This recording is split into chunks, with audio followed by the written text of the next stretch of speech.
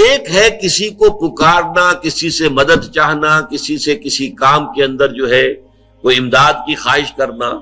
جو کہ ہو دنیاوی جو معمولات ہیں، جو عام ہمارے قواعد ہیں، ظاہری مادی اسباب و وسائل کے درجے میں، وہ شرک نہیں ہے۔ میں کسی سے کہتا ہوں مجھے ذرا پانی پلا دو، یہ بھی ایک دعا ہے، استمداد ہے، مدد آپ نے مانگی ہے، اس سے اپنی ایک ضرورت پوری کرنے کے لیے کہا ہے۔ لیکن کیا ہے یہ کہ گھڑا ہے، وہاں رکھا ہوا ہے، وہاں پانی ہے، اس میں سے پانی لائے گا وہ دے دو۔ جو ظاہری قوانین طبیعہ جو ہے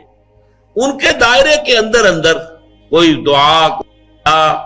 کوئی استمداد، کوئی استعانت، کوئی استغاثہ، اس میں کوئی حرج نہیں۔ غیبی اعتبار سے کسی کے ساتھ بھی کوئی دعا کی جائے گی اللہ کے سوا، وہ شرک ہے۔ وہ استدعا ہو، استغاثہ ہو، استعانت ہو، استمداد ہو، استنصار ہو، کچھ بھی ہو، غیبی طور پر دنیا کے معروف طریقوں میں اور جو ہمارے طبعی قوانین ہیں ان کے دائروں کے اندر اندر مدد مانگنا، اس میں قطعاً کوئی شرک نہیں ہے، توحید ہے۔ البتہ اس میں بھی ایک باریک نکتہ ہے۔ ایک بزرگ تھے جو فوت ہو گئے، انہوں نے یہ بات مجھے جس طرح سمجھائی تھی وہ آج بھی میں ان کا مشکور ہوں کہ دنیا میں عام قاعدے قانون کے تحت بھی کسی سے کچھ کہنا کہ بھائی میرا یہ کام آپ کر دیجئے، آپ کر سکتے ہیں، ایک دفعہ کہنا جائز ہے، دوسری مرتبہ یاد دلا دینا کہ شاید بھول گئے، وہ بھی جائز ہے، تیسری مرتبہ کہنا شرک ہو جائے گا۔ تم نے یہ سمجھا ہے کہ تمہارا کام یہی کر سکتا ہے، کام کرنے والا تو اللہ ہے۔ لا فاعل فی الحقیقت ولا مؤثر الا اللہ، حضور نے فرمایا کہ اگر تمہیں جوتا باندھنے کا تسمہ درکار ہو تب بھی اللہ سے مانگو، کسی کے سامنے سوال کا جو ہاتھ جو ہے وہ دراز نہ کرو۔ اللہ نے تمہیں ایک عزت نفس دی ہے، اس عزت نفس کو ڈھیلا نہ بناؤ، کسی کے سامنے جو ہے اپنا ہاتھ پھیلا دینا، اپنی عزت نفس جو ہے اس کو ختم کر دینا ہے، مت مانگو کسی سے کچھ۔ لیکن یہ کہ ٹھیک ہے دنیا میں کام چلتا ہے۔ حضور کا شکی شان تو یہ تھی کہ اگر آپ سواری پر ہوتے تھے اور آپ کی چھڑی گر گئی تو سواری کو بٹھا کے اس سے اتر کر چھڑی خود اٹھاتے تھے، آپ کسی اپنے ساتھی سے یہ نہیں کہتے تھے کہ میری چھڑی پکڑا دو گے۔ آپ کی تو غیرت کا عالم جو ہے وہ بہت بلند تھا، بہت بلند تھا، بہت بلند تھا۔ لیکن دنیاوی عام طریقے سے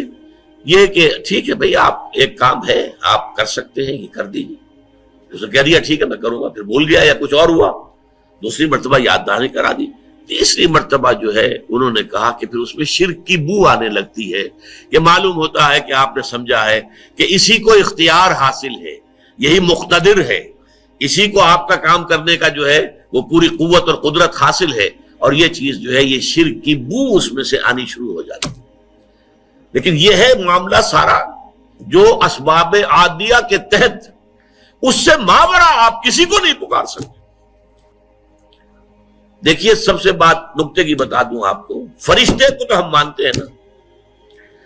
حضرت شیخ عبد القادر جیلانی رحمۃ اللہ علیہ کی روح ہے یا نہیں ہے، سنتی ہے نہیں ہے، حاضر ہے کہ نہیں ہے، ناظر ہے کہ نہیں ہے، 100 اختلاف ہو جائیں گے، اختلافات کی تو گنجائش ہے نا۔